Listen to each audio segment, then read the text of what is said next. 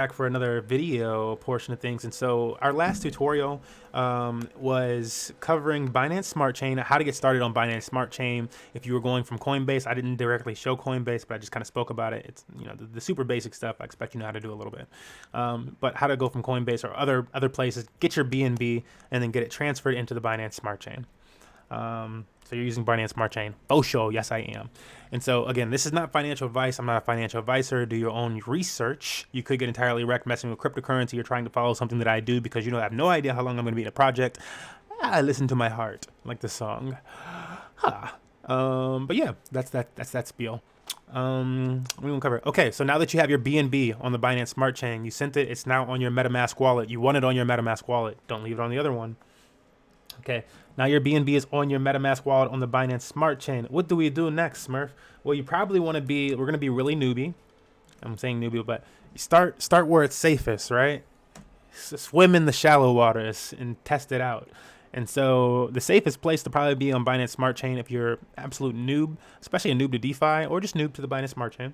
And nothing wrong with that, guys. You want to get your feet wet before you go diving into crap, right? You want to start on PancakeSwap. Very popular. You might have seen this on YouTube or Twitter or whatever. We have been in here super early since like early January, like 1st of January or some crap, maybe even before, because I was trying to make money right after Christmas.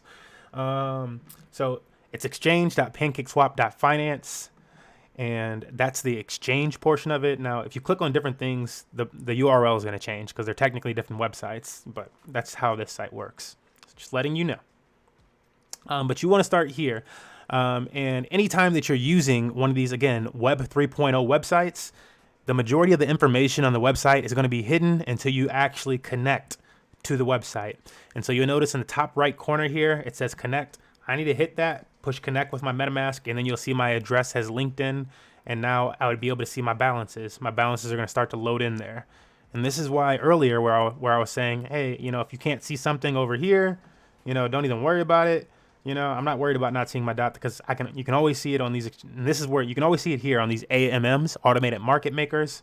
And these are the places where you're going to go to trade your coin and stuff. So here we are. And so this could be like your first exchange time. So you got your BNB, you know it's tested. What are you going to do with that BNB now that you got it? Well, you could just want to do simple trading, right? Maybe your whole purpose of getting on Binance Smart Chain was to be able to trade at really cheap prices and be able to access all sorts of tokens that they wouldn't let you get access to on Coinbase or on Binance or wherever else. So that could just be your whole purpose of getting on Binance Smart Chain. I don't know, but I'm going to show you if that was what you wanted to do. This is what you could do. Now you got your BNB there. It's up top. You click on this bottom section here where it says select a token, and then you could just type in that token's name, like YFI, which is like worth like $30-something thousand, I believe. But you could have caught it at like $7,000, $5,000 like a month ago. See, it's big gains. But you could have bought that here. DOT, all sorts of things. I'm just gonna scroll down the list so you guys get an idea of some of the tokens you can get, and some of them you have to enter in. Like I had to add Doge myself, but Doge is here on the Binance Smart Chain. Just a bunch of tokens. Yes, there are some soccer teams that have tokens. Those are the official soccer teams tokens. Cream, Compound, Elrond Gold, EOS, Ethereum. A bunch of tokens you've never heard of. Juventus, Soccer Club, Litecoin, Amazon stock, Google stock, Netflix stock, Tesla stock. Those are their actual stocks or a mirror asset of them. Just a bunch of stuff that you could just buy, pay attention to the markets, and trade that way, right? Okay, so that's that portion of normal. That's how you could do normal trading here. But we want to actually take a part in the DeFi thing, increase our gains, maximize those gains. We don't want that BS stock market stuff, 5% a year, 20% a year, 50% a year, 100% a year. Screw that. We DeFi. Okay, so how do we do it? Let's go back over here. Simple answer is push the farms button. On the side here is a farms button. If you push that, you can see what farms are currently active on PancakeSwap, and a bunch of different websites on the Binance Smart Chain work just like PancakeSwap. They're in fact copying PancakeSwap, and just you can straight up, like, it's open source, so you can straight up copy it and paste it and make your own project, call it something else. And so here you have a whole bunch of different farms that you could take part in, and you would, what we're going to teach you in a second, stake liquidity, pair up liquidity first, and then you stake it here, and you earn cake. which is the token that they're offering here. Now, you can earn different tokens at different places. It depends where you go. Wherever you're farming at, everywhere offers a different token. And so that's where the speculation part comes in, or whatever the heck, as well as what you're pairing up, So you have to come up with your own strategies in that sense. Everybody out there in DeFi is doing it different because everybody can invest in different projects. And even in the same project, there's a million different ways that you can invest in that. Maybe not a million, but a few thousand. But cool. But if we were to look at this, you can pair up compound in Ethereum and make 88% APR on that. If you compound that itself, so like you compound your earnings of cake, then your APY is becoming a lot higher. And obviously I don't have anything staked over here. Why is that? Because these just aren't that attractive to me after being in this space for a little bit. If I caught, cake a few weeks ago when it was like, when it was like 60 cents or so, which I did, and I rode it up to like $3. Maybe I'd still be in here, but I don't care right now. Another section that you always want to check out with these type of farms is the pool section. So over here, there's farms and then pools. What's the difference between farms and pools? With farms, you have to pair up liquidity. So you have to have two tokens that have equal value and stick them together. And we're going to explain that in a second, but you have to stick them together. They're stuck together like that for a while until you unstick them. You can choose to unstick them whenever you want. Those will cost transaction fees. But that's called pairing liquidity. And in pools, you don't have to pair liquidity. You can use a single asset. So if you have SWG, I don't know what the heck that token is. Let's go to something that makes sense to me. Cake or Lit. A lot of people know what Lit is now. And Elron Gold. These tokens you might not know. UST, which is just United States dollar. If you have any of those tokens, you can stake them solo and start earning cake. Or you can stake cake. I think it might be the opposite way around in this farm, actually. You can stake cake and start earning these different tokens. That's actually the way it is. So you stake cake and you'll earn Lit. And you'll earn Lena. And you'll earn all these different... And that's why people want cake. Or you can stake cake and earn compound. Or cake earned, actually. Whatever the heck direction it is. They'll tell you right there. Cake earned, SWGB earned. So each one of these is going to be different. And that's the other important rule of DeFi is do your own research and read. Read. You actually get paid to read in DeFi. Like if you read, you will find so much glory and money from reading. It's insane. Like money is in reading. Read. Okay, so that's that portion of things. Smurf, okay, that's still a little bit confusing. How do we get started in one of these things? And you're mentioning PancakeSwap. At least show me how to get started in PancakeSwap. All right, I didn't want to do this, but you're making me. You're twisting my arm. So let's say we looked at this PancakeSwap thing, right? And I'm going to pull some money out of a different project, and you guys will see how I often say when somebody asks me a question, let me go back to this screen for a second. Somebody asks me a question about crypto. They say, Smurf, how are you buying all these different cryptos? How are you blah, blah, blah, blah, blah. And it's like after you got started in DeFi and crypto and stuff like that, you don't have to use normal money anymore. You just use your crypto gains over and over and over again. You buy into new things with your gains. You're not actually spending money. You're spending crypto gains. And then eventually you're taking that out and just making money. It's just gains on gains on gains. And those gains last years. And so let's go into this. If you're smart, everybody's not going to have the same experience. Let's go into this though. So if I were looking at this, one of these ones that really interests me because I have it on the Ethereum blockchain is compound in Ethereum. And I don't have an Ethereum bought today. I was telling myself that I was going to buy some Ethereum today because I had to pay some bills and I used Ethereum to pay them. And it made me really sad. And so I'm going to approve every time that you enter a new farm with like a pair, liquidity pair, or any type of farm, you have to approve it first. And so you'll always sign the contract and approve it. A little pop-up will happen like you just saw. And then that's what you do. So now it says stake LP. And what's the LP? This thing right here. Liquidity points. LP stands for liquidity points. And it's telling us right here, because I've had some friends go like, what do I stake though?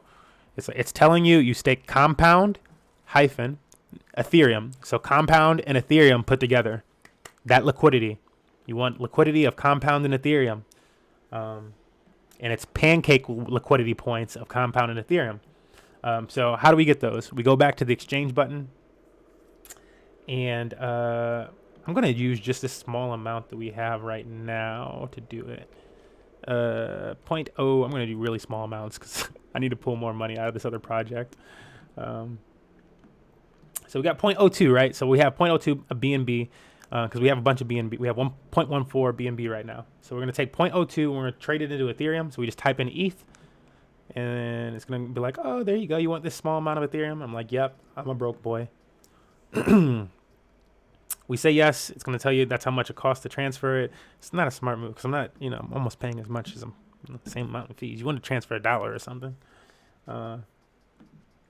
Cool. So I got that, and now that's going to become Ethereum. You can check on your transfers by pushing this thing. Oh, and it'll let you know, like mine failed. It might have failed because it was too little. I'm going to do 0.03.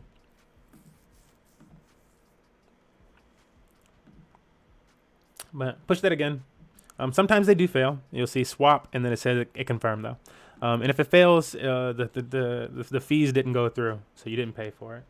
Usually, unless the people wrote some really bad code. In which case, get out of the project. There's something wrong. What's wrong with these devs? Judge them and make them fix that code, because that's how it works in DeFi. You judge them, you pull your money, and you start bashing those devs, and they go, okay, we'll fix it, because there's no other way to get it fixed. Oops. I'm noticing my my slippage is a little too high here, actually, too. I'll change that to 1. If ever you're dealing in a token that's really volatile, so it's like going up, like, it's fluctuating between price range, like, 2 cents, 3 cents, $1, back and forth. No, I'm just realizing this annoying ass fucking thing is on. And last time it was on. No, okay, it's the volume's turned off on it though. Okay, I think that'll be fine then. If the volatility is like really high on a token, you want to push this little cog that I pushed, and then you want to change the slippage tolerance to something higher, like 5 or 7%, to make up for the price range that it's moving between, and then you'll be able to catch it and actually trade between that token. It's not the case right now. So let's go back over here. We're going to trade this BNB into comp. It's a very small amount, 0.03. I don't know how much that is, but it's, it's too little. I shouldn't be trading this small ass amount. But it's just to show you guys, and I'm going to pull more money out in a little bit. So you're welcome. You're wasting my money. Like I didn't make you waste it. Wait, you can you push this little dial. You can see that it failed. Oh my God. 0.03. Oh, wait. Oh, no, it went through.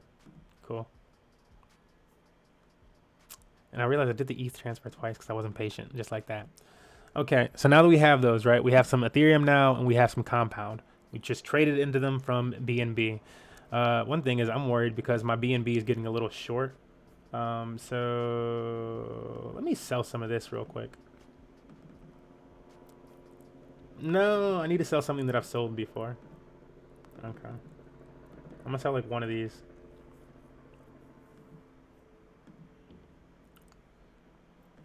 Just because I need some money for transfers. Cool. And I don't think it would rent out, but I don't like to play that game. Okay, so we're going to push. So now that we've gotten our tokens, we got our Ethereum, we got our Compound. We need to pair them together, add liquidity so that we can get that nice APY that we saw on the other page, which is a lot higher than banks. Banks are talking 2% or less than. They're talking less than 1% is what they're talking. So we're going to push add liquidity. How did I get here? I'll go back one more time. We were on this exchange button and push liquidity right here. Or you can push liquidity on the side, but push liquidity. Now that you're here, add liquidity to receive LP tokens. Again, there's tons of information around if you read it, but I understand it does happen where like sometimes too much information is overwhelming. So push the add liquidity button. Looks just like the exchange one. You'll know you're on it because it's highlighted somehow. And there's going to be a bunch of different interfaces as you move around the Binance Smart Chain that look like this when you start to expand to other projects, if you do. And just know that this is the general setup. So what we want to do now is pair up those two tokens that we bought. And so we need to open up this first one, move it off of Binance, or BNB, and we type in Ethereum. Or we could type in Compound first. It doesn't matter which one. But you type in that one, and then you type in the other one you have, which is Compound. And so now you want to pair them up. I did the Ethereum transaction twice on accident, so I think I have more Ethereum. And so if I push max on Ethereum, I can't do it actually because I have too much Ethereum. But if I push max on Compound, I have just as much Compound as I do Ethereum. So they're half and half. And so I could do that. And so again, it's the first time I'm going into it, so I have to approve it. It's saying that's 7 cents right there to approve this first one. I've already approved Ethereum for staking before, I believe. So I don't have to approve that right now. But wait for that to go through. It might take a second. And you want to be patient with this because if you push it more than once, you will end up paying more than once. You do want to be a little patient or just refresh the page if you're really impatient.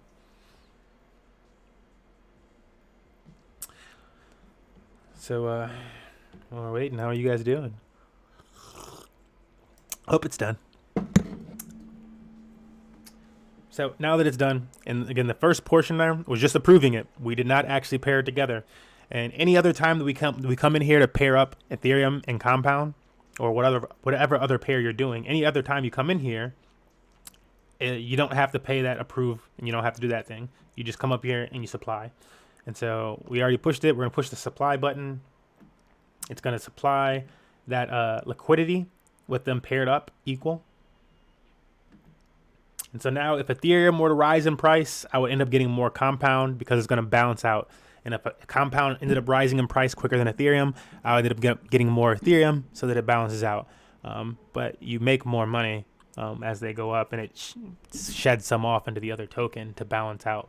And that's how providing liquidity works. So as long as both tokens aren't going like crappily, you should be all right. And that's what they call impermanent loss.